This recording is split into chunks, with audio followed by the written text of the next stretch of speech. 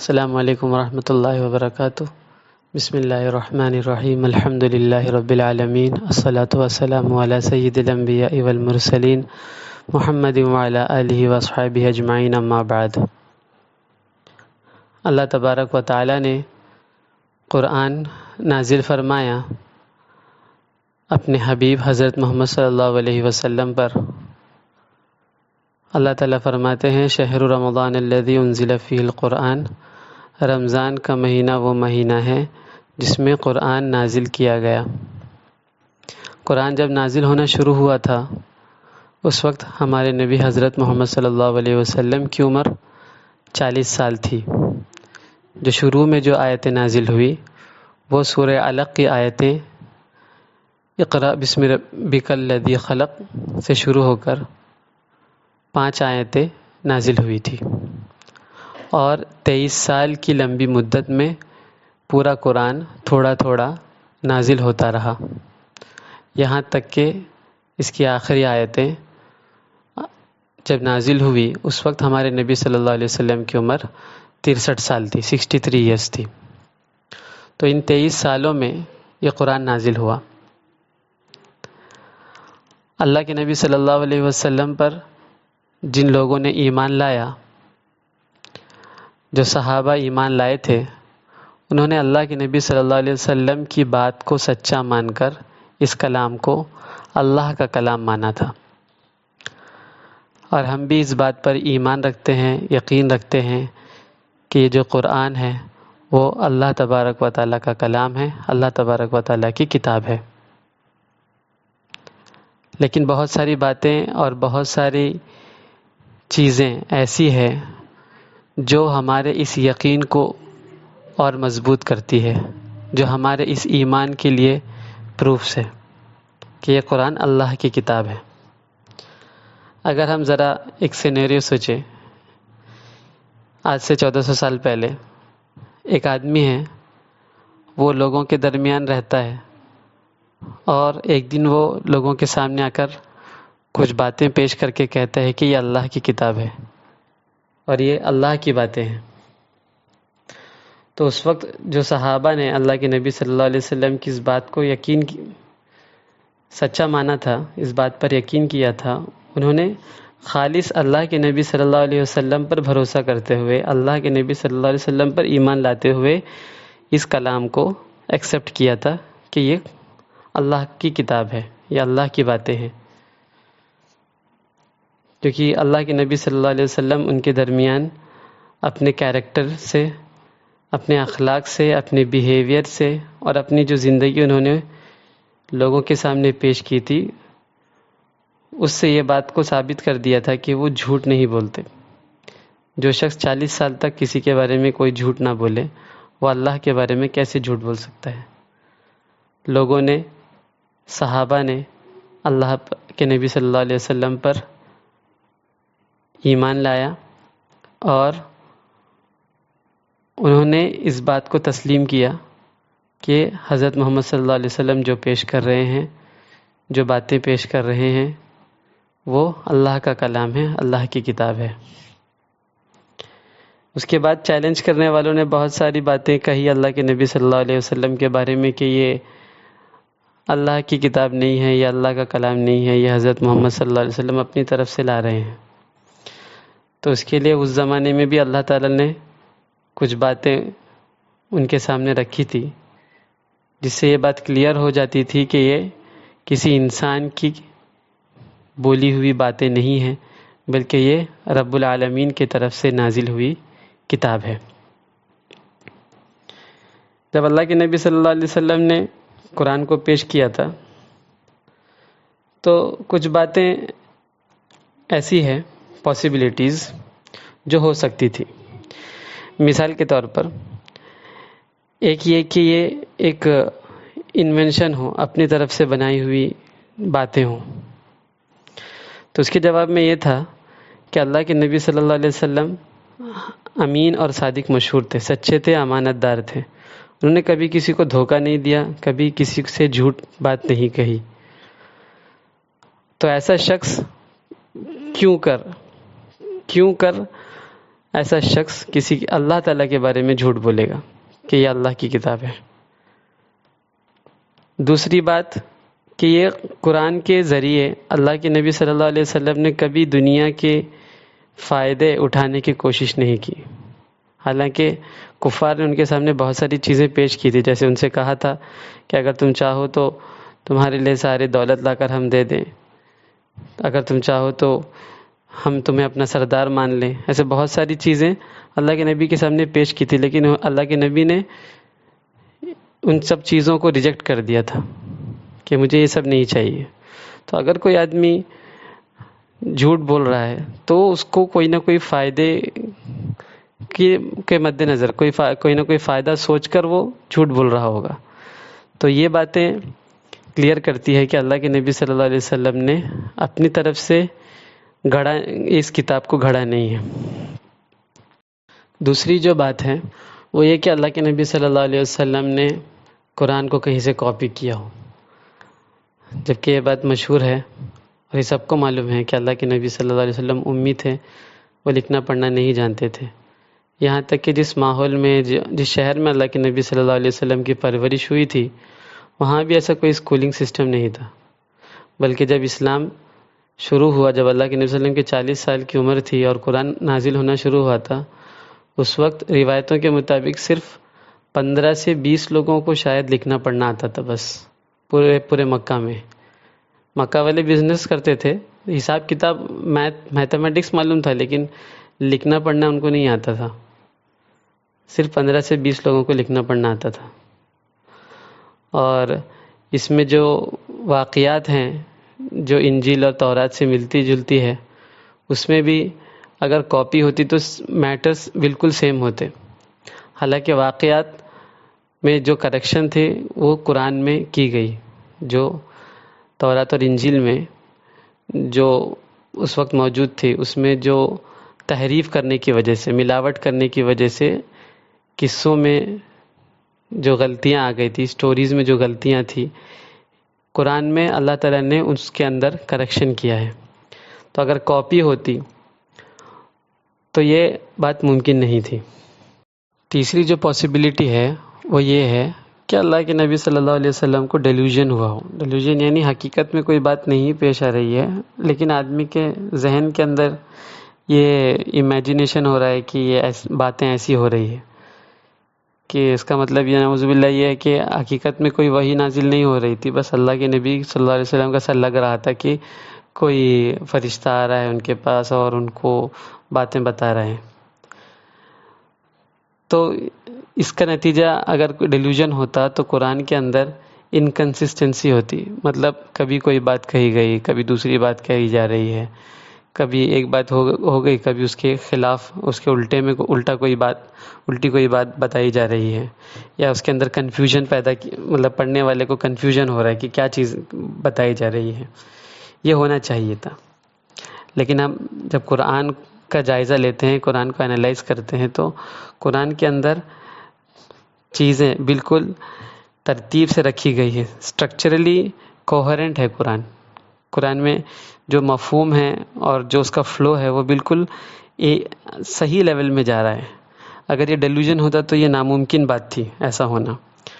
دوسری بات ہے کہ قرآن میں قانون بتائے جا رہے ہیں، قاعدے بتائے جا رہے ہیں، طریقے بتائے جا رہے ہیں، اور قرآن آنے والے ایونٹس کو بتا رہا ہے، پریڈکٹس کر رہا ہے، کہ جیسے مثال کے طور پر سورہ روم میں اللہ تعالیٰ جو رومنز تھے، رومن اور پرشین کے درمیان لڑائی ہو رہی تھی اور رومنز ہار گئے تھے، اس وقت اللہ کے نبی صلی اللہ علیہ وسلم مکہ میں تھے اور قرآن میں آیت نازل ہوئی کہ روم والے ہار گئے اور کچھ ہی وقت کے اندر روم والے دوبارہ جیت جائیں گے، اور اس وقت کنڈیشن کے حساب سے یہ بالکل پاسبل نظر نہیں آ رہا تھا۔ پھر اللہ کے نبی صلی اللہ علیہ وسلم کی ہجرت ہوئی، جب مدینے میں گئے تو اس وقت مدینے میں جانے کے کچھ وقت کے بعد رومنز جو ہے دوبارہ اٹھے اور پرشینز کو ہرا دیے۔ تو یہ ایک اللہ کے نبی کے زمانے میں ہی پریڈکٹ کی ہوئی باتیں واقعتاً ہو گئی، اور بھی بہت ساری باتیں ہیں۔ تو اگر ایک آدمی ڈیلیوژن میں ہو اور اس کو سے تخیل ہو رہا ہو، امیجنیشن ہو رہا ہو، یہ ایسے شخص سے ایسی باتیں ہونا بالکل امپاسبل ہیں۔ اور قرآن کو جب ہم دیکھتے ہیں تو قرآن کا سٹرکچر عربی لٹریچر کے اعتبار سے بہت ہی ٹاپ موسٹ لیول میں ہے، بہت ہی اعلیٰ درجے میں، بہت ٹاپ لیول میں. اور اس کا جو سسٹم ہے، جو سٹرکچر ہے، وہ عام طور پہ ایک کوئی بھی لینگویج کے لٹریچر میں دو چیزیں ہوتی ہیں. ایک ہوتی ہے پوئٹری یعنی شاعری اور شاعری کا انداز. دوسرا جو ہے ہوتا ہے پروس میں جیسے مطلب کہانیاں ہو گئی، آرٹیکلس ہو گئے، ناولز. تو یہ ساری چیزیں جو ہے پروز میں، یا تو پروز ہوگا یا تو پوئٹری ہوگی. اور قرآن کا سٹرکچر ایسا ہے، یا اللہ کی قدرت ہے کہ قرآن نہ تو پروز ہے نہ ہی پوئٹری ہے. یہ ایک الگ ہی ردم میں چلنے والی ایک کتاب ہے. اور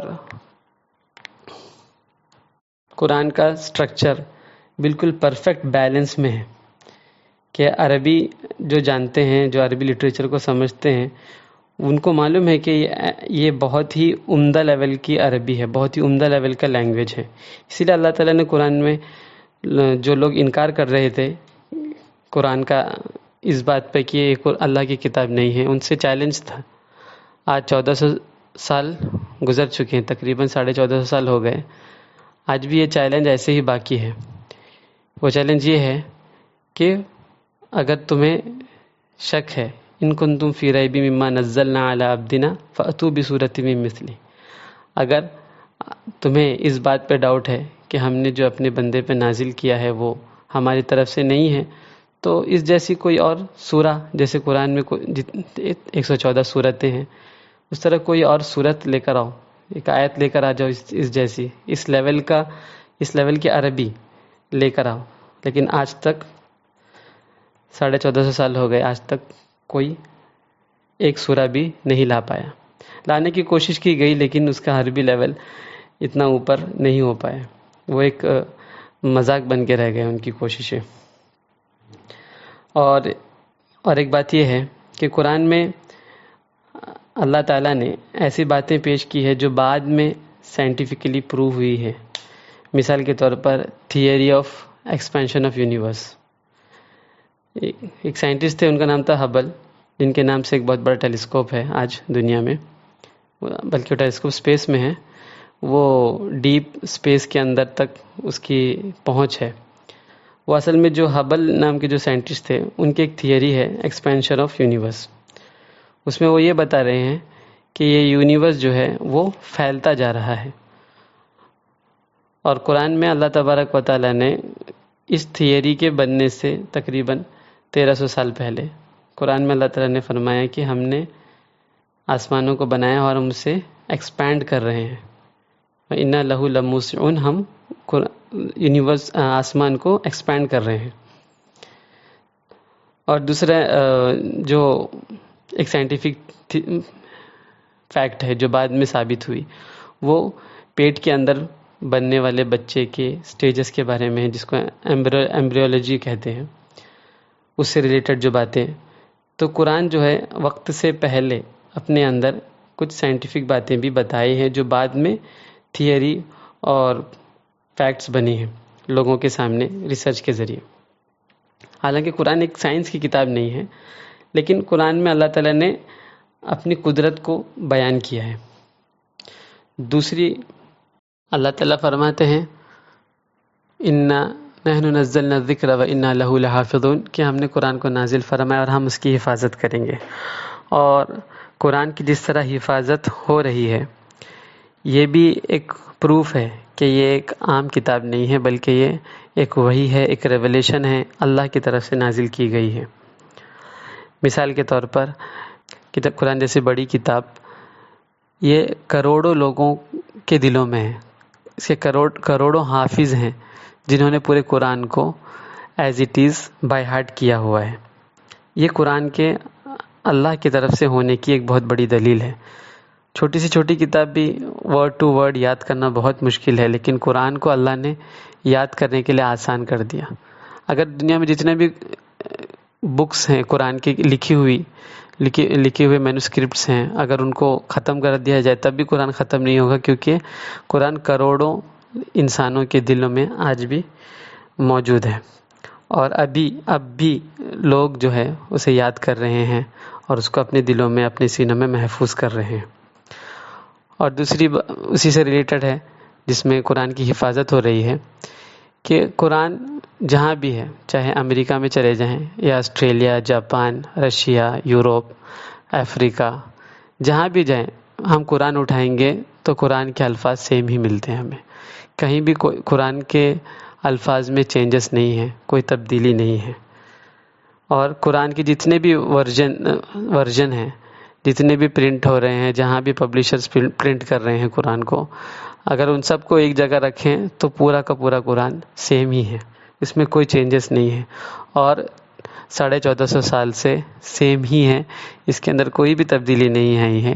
یہ قرآن کی حفاظت کا جو اللہ نے وعدہ کیا ہے، یہ اس کی دلیل ہے، اور یہ دلیل ہی اس بات کو پروو کرتی ہے کہ یہ اللہ کی کتاب ہے۔ اور اس کے علاوہ قرآن کے اندر کوئی بھی کانٹراڈکشنز نہیں ہے۔ اگر ایک بات قرآن جب نازل ہوئی تو اس وقت کہی گئی تو وہی بات بعد میں بھی اگر ریپیٹ ہوئی ہے تو سیم بات ہی کہی گئی ہے، اس میں کوئی چینجز نہیں آئے ہیں۔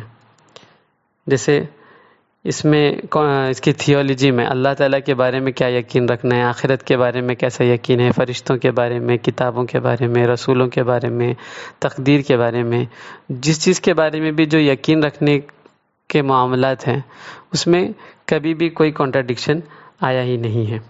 اور قرآن کبھی ایک چیز کو اچھا بول دیا ہے، قرآن میں کوئی ایک کام کو اچھا کام قرار دیا ہے تو پھر قرآن میں کوئی اور جگہ اس کو غلط کر کے نہیں کہا گیا۔ اگر کوئی جگہ قرآن میں کسی کام کو غلط کہہ دیا گیا ہے تو پھر دوبارہ کبھی بھی کہیں بھی قرآن نے اس کام کو اچھا کر کے نہیں بتایا ہے۔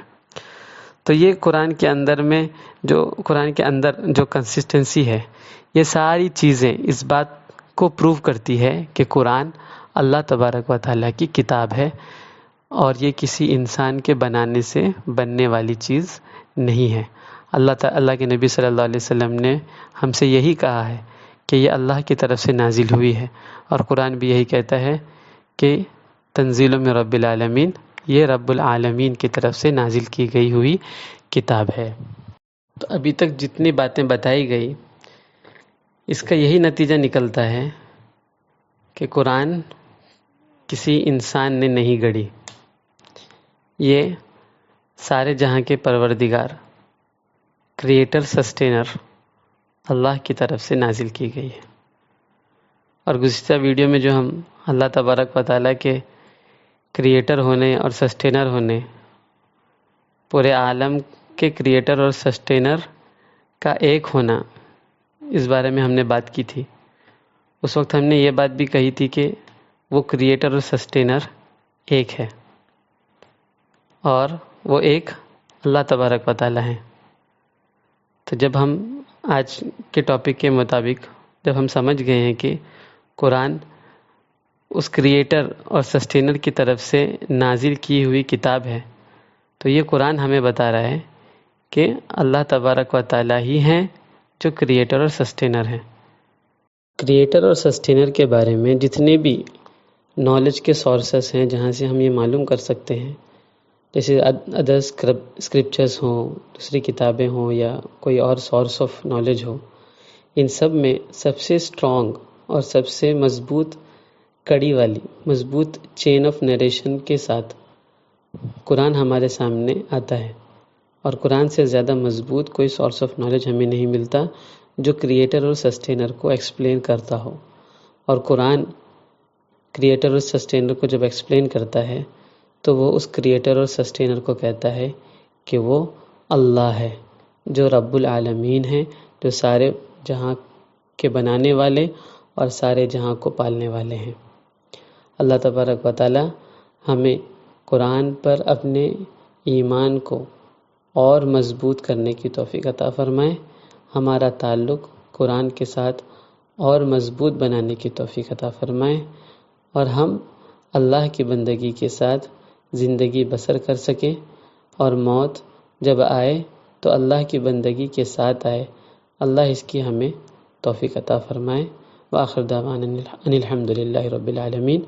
السلام علیکم ورحمۃ اللہ وبرکاتہ۔ ہے۔